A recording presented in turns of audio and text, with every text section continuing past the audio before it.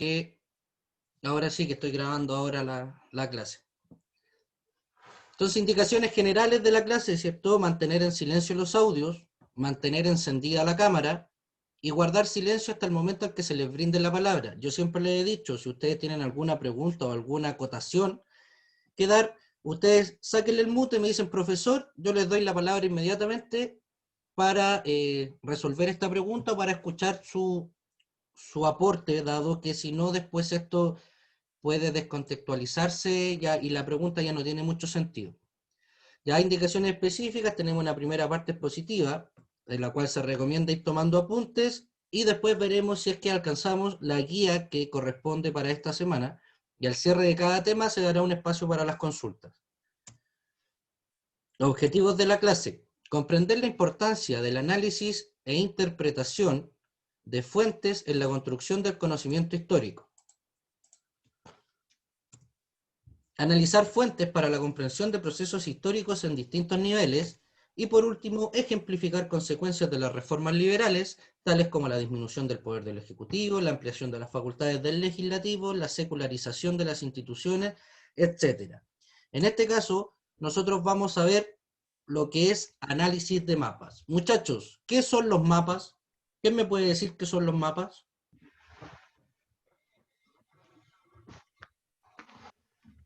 Pedazos de papel donde, ¿cómo se llama? Ocupan, por decirlo así, coordenadas para demostrar a dónde está un lugar y cómo llegar. Ya. Bueno, antiguamente eran solo de papel. Hoy en día podemos tener mapas digitalizados. Pero sí, señor Martín, está en lo correcto. Muchos de estos mapas, no todos, pero muchos de estos mapas tienen coordenadas para ubicarse, ¿cierto? Geográficamente dentro del mundo. ¿Ya? Estas coordenadas, ¿cómo se llaman? ¿Alguien sabe? X e Y. No, en los mapas tienen otros nombres. El eje X y eje Y, ¿o no? No, eso lo vimos, eso serían gráficos, pero en un mapa estas coordenadas tienen otros nombres. Ya, bueno, estas coordenadas en los mapas tenemos los paralelos y los meridianos, o la longitud y la latitud. ¿Ya? De acuerdo a eso nosotros nos georreferenciamos dentro del mapa. Pero en cierta forma es como tener un eje X y un eje Y. Entonces, lo podemos entender a un mapa como la representación geográfica de la Tierra, de forma plana. O podemos hacerla de una forma que no sea plana. Muchachos, Profe, Sí, díganme. también se puede. ¿Sí? que también los mapas antiguos tenían monstruos así como que no existían, pero se referían a cómo era el mar, si era muy agitado. También. Ya. Así, ¿usted lo está diciendo por la imagen que se ve en el PPT? Sí, Ya. Muchas veces era porque el mar era muy peligroso o porque era un lugar desconocido y como no, ellos no tenían cartas de navegación para esos lados, lo representaban con un monstruo para que los barcos no se acercaran a esos sectores. Ya que ese también es un tipo de mapa. Hoy en día para nosotros es un mapa histórico, que es lo que nos sirve para comprender cuál era el pensamiento de aquellos navegantes en una época determinada. Ya. Mayormente esos mapas los ocupaban los vikingos. Bueno, los... ¿Cómo se llama? Se me olvidó el nombre real, pero eran ellos. O sea, no, o sea, los que crearon mayor cantidad de mapas o ya con una navegación un poco mejor fueron los portugueses. Ya fueron los primeros grandes navegantes, pero en sí tenemos a los chinos, que nosotros no conocemos mucho de su historia tan antigua, pero los chinos ya navegaban. Como dijo su compañero, los vikingos también navegaban, pero la utilización de estos mapas, claro, fue creada de acuerdo al contexto donde ellos vivían, pero dentro de los primeros mapas ya más completos son los portugueses quienes crean mapas históricos un poco más cercanos a la realidad que hoy día conocemos. Sí, es que, ¿cómo se llama? Los vikingos, al menos no, en esa época no escribían mucho. Básicamente por eso solo se sabe la historia desde otro lado y lo que se rescató y como un lugar demasiado frío, mayormente todo se fue perdiendo. Claro, exactamente. pero es, claro, los vikingos, grandes navegantes. Sí, esto se basa en muchos pueblos que crearon estos mapas, eran pueblos navegantes, que eran quienes los necesitaban. Entonces tenemos dentro de los grandes navegantes, perdón, están los chinos, están los vikingos, están más, ya más adelante, avanzando en el tiempo, están los portugueses y posteriormente los españoles. Ya nosotros hemos encontrado vestigios en América, mucho antes de la llegada de Colón, mucho antes, vestigios vikingos y vestigios asiáticos en América, como les digo, antes de que llegaran los españoles. Así que está muy bien sus acotaciones. Pero mi pregunta iba a que si la representación en los mapas es solo plana o puede ser de otra forma. Y alguien me contestó que puede ser de otra forma. Sí, ¿Ya? yo, porque al menos en Google Maps hay como un mapa con relieve. Ya hay mapas con relieves, pero en general yo iba más al punto de que un mapa El mundi, globo un mapa mundi, o sea, terráqueo. ¿conocen los globos Ah, no, terráqueos? entonces puede ser redondo. Sí, pues los globos terráqueos también es un mapa, Sí. ya también es un mapa que nosotros podemos analizar. Lo que sí, un mapa mundi sirve solo para georreferenciarnos. Después nosotros vamos a entender que hay distintos tipos de mapas que en general son planos. Tenemos, gracias a ello, podemos aprender que la humanidad desde tiempos inmemoriales, al relacionarse con su entorno, sintió el deseo de representarlo y dejar una constancia de esa realidad. Con ello comenzaron a surgir distintas interpretaciones del mundo, conocido e imaginario. Ahí en este mundo imaginario entra un poco estos monstruos que comentaba su compañero que aparecen en los mapas antiguos. Es porque es imaginario porque nunca navegaron esos sectores. No es que existía un monstruo, pero como no lo navegaron y lo tenían que representar, lo generaban con un monstruo para no acercarse a esos lugares. Recordemos que antiguamente se creía que la Tierra era plana. Entonces cuando ellos veían el horizonte pensaban que el barco caía como en una especie de acantilado sin fin. Por eso no se acercaban y no conocían más allá de el trozo de mar que ellos podían visualizar. Ya, por ejemplo, aquí tenemos un mapa, ¿cierto? ¿Qué es lo que hace este mapa? Es un mapa histórico, porque ¿qué nos está mostrando? El reparto de África y Asia a fines del siglo XIX. Ya, paso 1, el título. Muchachos, en toda fuente histórica, análisis, o sea, fuente escrita, imagen, gráfico, tabla estadística o mapa, el título es la parte más relevante de la fuente. ¿Por qué? Porque nos dice de qué nosotros estamos viendo. Si yo le saco el título a esta imagen, es un mapa que me está mostrando en colores los países y no tiene mayor ciencia. O por ejemplo África, me está mostrando África lleno de colores, pero más allá no tiene sentido. Pero cuando yo paso a leer el título, digo, ah, es cómo se repartían África y Asia a fines del siglo XIX. Y eso le da sentido a mi fuente. ¿Ya? Después tenemos la simbología. Nuevamente, junto con el título es bastante importante.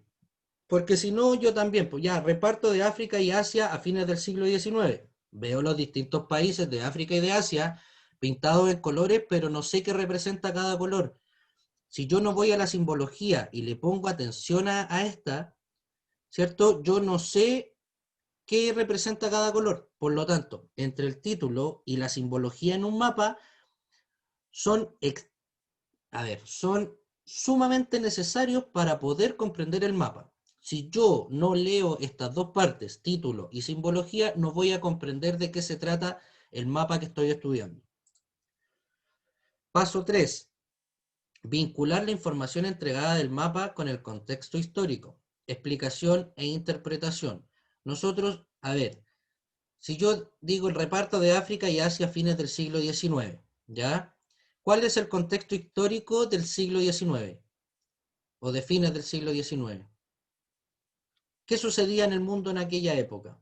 ¿Cómo se llama ese proceso? ¿Se recuerdan? Segunda Guerra Podría, Mundial. No, antes de la Primera Guerra Mundial. ¿Cómo se llamaba ese Segunda. proceso? Segunda Guerra Mundial. No, antes de la Primera Guerra Mundial. ¿Cómo se llamaba ese proceso? guerra civil. No. Ese proceso se llamaba imperialismo.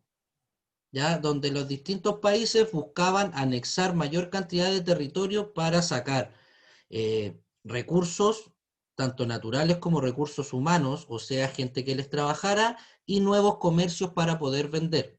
Entonces, estos países se repartían eh, África y Asia, porque eran países mucho más atrasados en cultura, en educación, y por lo tanto era fácil conquistarlo, y aparte que tenían los recursos naturales que ellos necesitaban y la mano de obra barata o gratis que necesitaban para crear sus productos. Entonces, para entender mejor este reparto de África y Asia, nosotros tenemos que entender que a fines del siglo XIX existía un proceso que se llamaba imperialismo. En este proceso, denominado imperialismo, era bastante, o sea, no era bastante, era común el reparto de tierras a través de la conquista de nuevos territorios por parte de las potencias que eran Gran Bretaña, ¿cierto? Francia, Alemania y después de ahí hacia abajo Holanda, Portugal, Italia, España y Bélgica. Entonces, para comprender mejor el mapa, tengo que conocer el contexto histórico donde yo estoy estudiando o estoy visualizando el mapa. ¿Y dónde aparece este contexto histórico? ¿Dónde aparece el tiempo que yo estoy viendo? En el título. ¿Cierto? El título me dice, oye, esto está enmarcado en el siglo XIX o a fines del siglo XIX. Entonces yo ahí digo, ya, estoy parado a fines del siglo XIX. ¿A qué sucedía en el mundo? Claro, había imperialismo, por lo tanto los países se repartían los territorios en África y en Asia.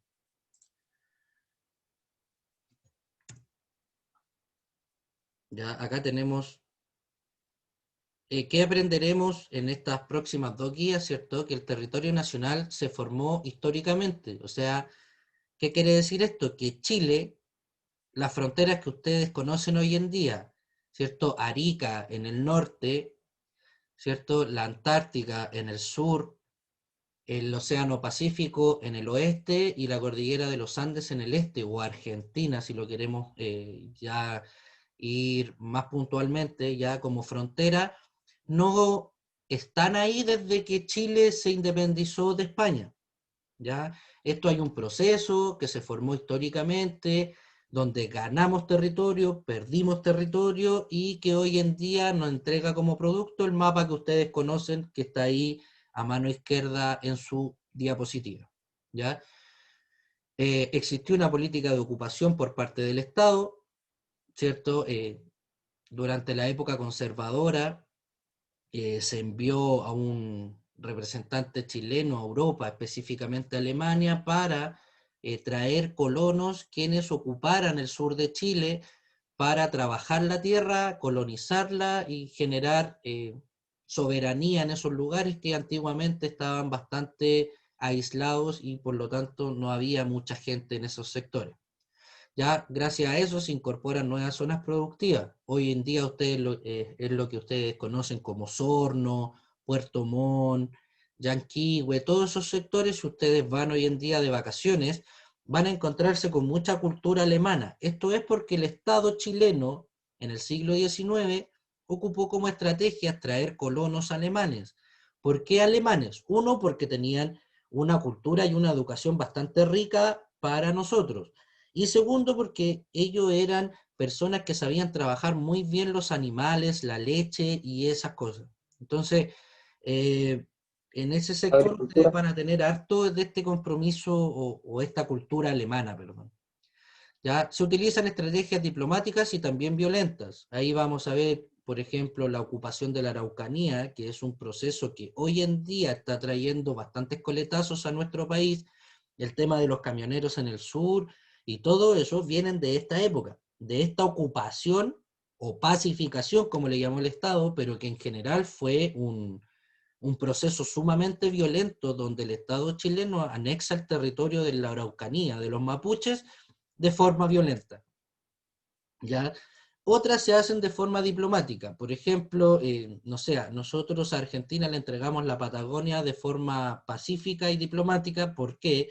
Porque Chile estaba peleando la guerra del Pacífico en el norte, que fue otra estrategia violenta para anexar territorios del norte de Chile. Antes de la guerra del Pacífico, nuestro país llegaba hasta Copiapó, o sea, región de Atacama que hoy día conocemos.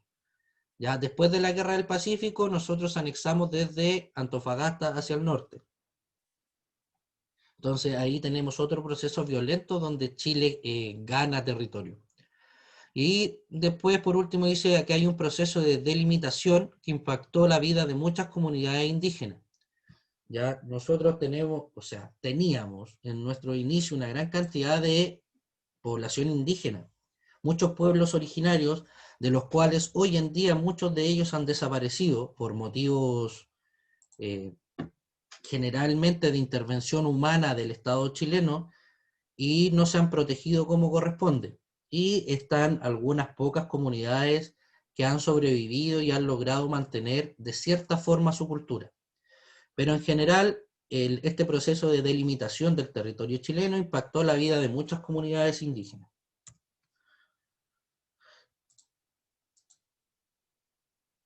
Ya, ¿qué procesos históricos vamos a estudiar? ¿Cierto? Tenemos la incorporación del Norte Grande a partir de la Guerra del Pacífico, ya la colonización del sur de Chile en el siglo XIX a partir de un proceso diplomático que se hizo con Alemania, incorporación de Magallanes y la Patagonia chilena a través de la formación de fuertes para proteger el paso y los territorios de aquel lugar, ¿cierto? Ocupación de la Araucanía, un proceso violento que genera el Estado de Chile, ¿cierto? Para anexar el sector de la Araucanía y hacer que el pueblo mapuche pase a ser parte de nuestro país, y la incorporación de la isla de Pascua, que es un proceso también diplomático, no tanto violento. Ya, muchachos, ¿cuánto nos queda? Alrededor de 15 minutos. Vamos a ver la actividad de su guía, pero solo la segunda, porque la primera hay que ver un video y obviamente no alcanzamos. ¿Ya? Entonces la guía de habilidades número 11 de las ciencias sociales, analizando mapas. Los objetivos ya se los dije en el PPT, ¿cierto? Las instrucciones ustedes ya las conocen. Esto es una sección para comenzar, es donde ustedes tienen que leer las instrucciones, los géneros históricos y posteriormente ver un pequeño video que les va a decir cómo Chile cambió y por qué cambió su territorio, ¿ya? Y tienen que llenar esta ficha técnica que les dejó el profesor Diego en la guía. Ahora, nosotros vamos a realizar esto. Ya, muchachos, ¿cómo se llama este aparatito que está acá en el centro que tienen que completar? Brújula. No. La Rosa de los Vientos. La Rosa de los Vientos. Bien, señor Concha. Eso se llama la Rosa de los Vientos. ¿Y qué nos permite la Rosa de los Vientos? Saber para dónde está el norte, el sur, el este, el oeste. Exactamente. Entonces, si yo tengo que completar, el profesor Diego les puso unos dibujos para que ustedes se guíen. Pero ¿dónde está el cactus? ¿Qué debiera colocar yo? Norte. ¿Dónde está la montaña? Oeste. Este. ¿Cuál es? Ya decídanse. El este, profe. Este. ¿Ya? ¿Dónde está el mar? Oeste. El oeste, ¿cierto? ¿Y dónde está la lluvia? Oeste. Sur. Muchachos, a ver, voy a ver si alcanzo. Como dato para que ustedes, si algún día le preguntan los puntos cardinales y no se acuerdan dónde está el este y el oeste, El ¿cierto? oeste siempre está hacia el mar. Ustedes escriben la palabra oeste. ¿Ya? ¿Ya? Y entre la O y la E hacen una línea. Y después generan así. Entonces, arriba está el norte, abajo está el sur, y saben que a la izquierda está el oeste y a la derecha está el este. Y con eso ustedes tienen, y no se les va a olvidar dónde está el oeste y dónde está el este, que es donde genera mayor confusión. ¿Se entendió? ¿Muchachos? Sí. Ya. Sí, se entendió. Ya vamos, porque tengo que pasarles la lista y me quedan 10 minutos. Me acaba de avisar Zoom. Evolución del territorio de Chile. ¿cierto? Ahí mostramos cómo era el territorio chileno antiguamente. Si se dan cuenta, era mucho más ancho que actualmente, pero no llegaba tan al norte. Entonces, ¿cuál es el tema que representa este mapa? ¿De qué se trata el mapa?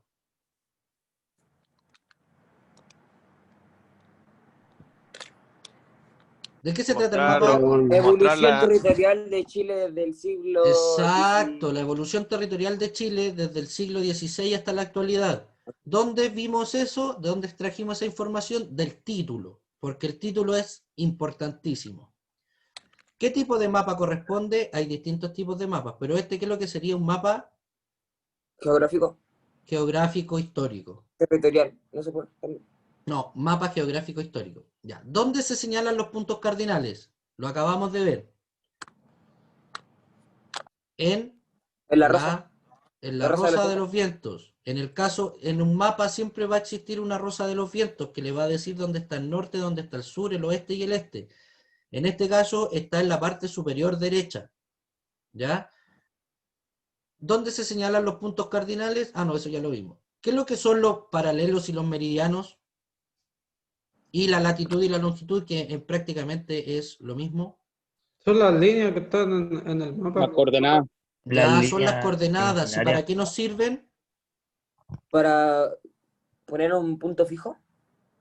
No, para referenciarnos en el mapa, para posicionarnos dentro del mapa. ¿Y para qué se utiliza la simbología? Que aparece acá. Saber el territorio. No, la simbología ¿para qué? Para darle sentido al mapa, para saber qué representan los distintos colores, líneas que se encuentran en el mapa y entender que, por ejemplo, la línea punteada son territorios otorgados a otros países durante el periodo, ¿ya? En la línea que es más larga con un punto y después viene una línea larga que es los límites actuales de Chile. Si yo no leo la simbología, no sé qué significa cada cosa. Por eso es importante. Muchachos, lamentablemente tengo que pasarles la lista y no me puedo detener más. Pero Pero, no hicimos la hora, profe. no, pues si son 40 minutos y me quedan 7 y tengo que pasarles la lista. Sí, ese es el problema, porque después se corta y no sé quién estuvo presente. Pero Ya. el profesor está grabando, después puede ver ahí y Sí, se mete en la... Igual puede hacerlo después. sí, pues, pero es que hay muchos que ustedes no están, ¿cómo se llama? No están con su nombre. Pero de todas Ah, formas, chiquillos, estamos en análisis de mapas. Posteriormente, el profesor Diego les va a subir una segunda guía. Entonces, como resumen, ¿qué tenemos? Los mapas sirven para comprender procesos históricos, para conocer los territorios en general en los mapas que vimos, porque hay otros tipos de mapas, que podemos ver los recursos naturales que existen, o las distintas cadenas montañosas, etcétera. En este caso vimos mapas históricos que son mapas geográficos donde nos muestran los diversos países o un país como el de nosotros y cómo estaba compuesto. El título es sumamente importante para entender de qué se trata nuestro mapa o el mapa que nosotros estamos analizando. La simbología es sumamente necesaria para entender qué significa cada cosa dentro del mapa. La rosa de los vientos es primordial para saber hacia dónde está el norte, dónde está el sur, el este y el oeste, para poder referenciarnos. Y las coordenadas, meridianos o paralelos, ¿cierto? O latitud y longitud, nos sirven para posicionarnos dentro del mapa. Entonces, yo puedo decir, no, yo estoy ubicado a 10 grados este y 15 grados al norte, ¿ya? Esto se separa en base al meridiano cero, que es el meridiano de Greenwich, que divide al mundo en dos, ¿cierto? Greenwich va de norte a sur, ¿cierto? Es una línea, Yo pensé que, es una yo línea pensé que la línea vertical. del Ecuador, ¿Cómo? yo pensé que la línea del Ecuador era la que dividía en dos. Es que la línea del Ecuador divide al mundo en dos, pero de forma horizontal. ¿ya? Y el meridiano de Greenwich divide en dos de forma vertical, ¿ya? Te ¿Se quedan 4 entiende? minutos, Nosotros Marcelo. tenemos un paralelo cero que es Ecuador y tenemos un meridiano cero que es Greenwich. ¿Ya? Después tenemos los positivos de Greenwich al... A ver, se los voy a tener que explicar de forma rápida. Oficial tiene, ¿cómo se llama? Igual en Copiapó hay una isla que se llama... Uy, en Atacama, mejor dicho. Espera. Ya muchachos, veámoslo al tiro porque si no después... Entonces nosotros tenemos que el mundo...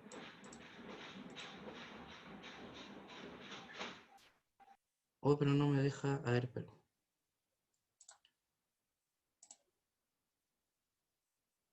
¿Dónde está la...?